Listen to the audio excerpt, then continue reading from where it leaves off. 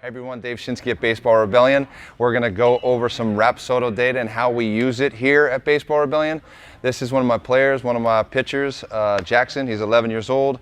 We're going to be using the 50 feet meter here. You can change it, to whatever length that you're pitching at that season. So we're going to go ahead and use the 50 because you're a travel ball, right? All right, cool. So when we usually start out with the 4-seam fastball. So we'll just press the 4-seam button and let it go. Here we go.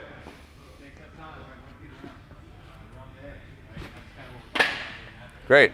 So as we're waiting for this, it usually takes like 10 seconds to load, which isn't bad. Again, getting the ball back from the catcher is probably going to be pretty similar. So what it says here, we got a reading on miles per hour, which is 61. That's anywhere from average to where he's at pretty much. And what we see here is the spin axis. So the spin axis is telling us how he's basically releasing the ball off of his hand. Okay, so 1556, close to 1600 is, I would say, above average to average for his age at 11 years old. An 89% spin efficiency, meaning that it's staying on that spin axis at 89%. That's what that true spin means. Okay, at 1,379 RPMs. Now, I think this is the coolest feature down here. Now, it says that he had 11.8 inches in horizontal break and 15.4 inches in vertical break. And that tells you exactly when and where the first initial break was into the second initial break horizontally. And then if you change the view, it says 23.3 and 15.1, and that is the vertical. Now the catcher view, it tracks it also where it's coming out of his hand. So you see it starts just a little bit over the middle inner third to a righty, and finishes down to the middle and inner third to that righty as well. Okay, so that's pitch one. We're going to go to a 2-seam. I also use the 65-inch TV so that, I'm talking to him in the cage. The parents could also see what we're talking about. It also just, gives us a little bit of a focal point and behind us. So let's go ahead and throw your 2-seam, which I think is his best pitch, and see what we get here.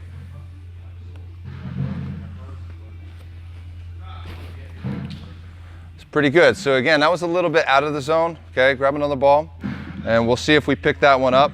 But usually when it's out of the zone, it has trouble picking it up. So that way, it actually did pick it up. So again, consistent with his miles per hour, went down in RPMs just a little bit, and you can see that the axis of the ball changed a little bit. So that is where you'll see a change in the spin efficiency. So that means just a little bit of a cut on his ball. So I'll ask him, as a teaching point, is what finger did you think that ball came off of? Probably middle finger a little bit, right? So it got a little bit of a cut. So with the 2-seamer, I want you to focus on just a little bit more pressure on that index finger, and pretty much what we'll see is probably that spin efficiency go up. Let's see if we see that.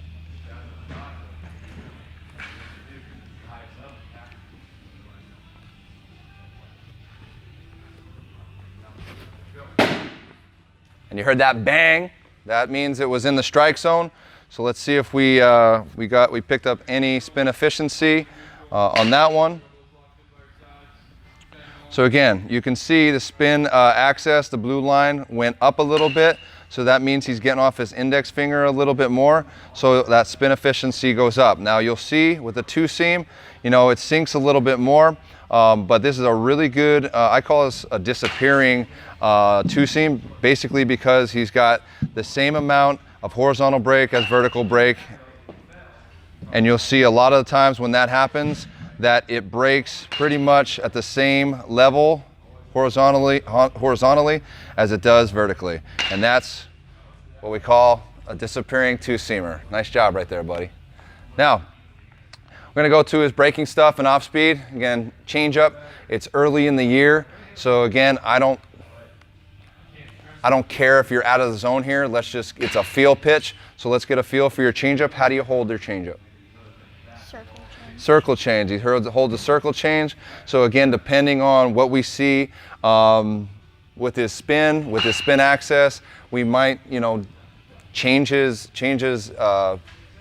grip up if he's cutting it a little bit. So again, it's a teaching point at that aspect too, especially at this age when their hands are smaller than a big leaguer's hands or even a high schooler's. Okay, so here we go. Let's go with your changeup.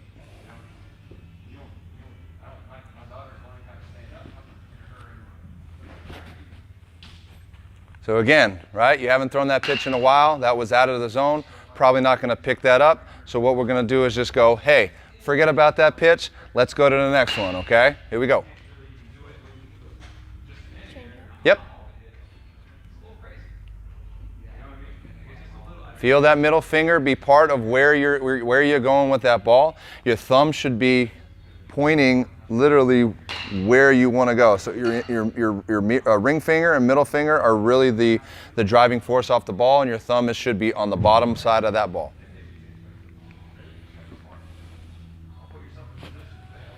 Good, and that's a way better pitch. Good job, man. So let's see if we got that one. So it's just on a little bit inside to a lefty. So we got that one, and we got a speed change of 53 from 61, okay? And we got a spin total change, spin efficiency. I mean, so he cut that one a little bit, but if we can focus on being repeatable with that cut change, I don't mind it. A lot of guys in the big leagues throw a cut change, but again, it's on that spin access and a really good job with location. Next, we'll go to your curveball. Now again, he's 11 years old, and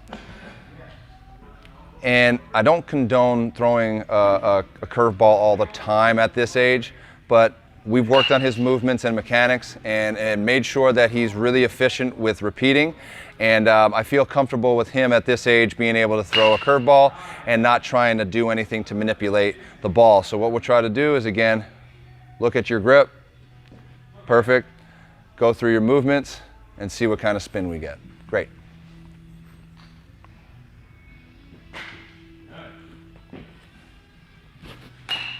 Good, nice job. Now, again, you want to make sure that you change the setting on the pitch type when you're going through it. So, for instance, we went from fastball to two-seam to changeup to now curveball. If you have it on the two-seam and he's throwing a curveball, sometimes it won't come up as a total spin, and it also messes up your spin efficiency. But again, here you can see he's throwing more of a slurve type deal. If that was a true curve, that would be a higher spin efficiency. So I might change it to a slider next time. But that's a really good job for an 11-year-old on that spin access and that speed change along with that total spin. Great job, man.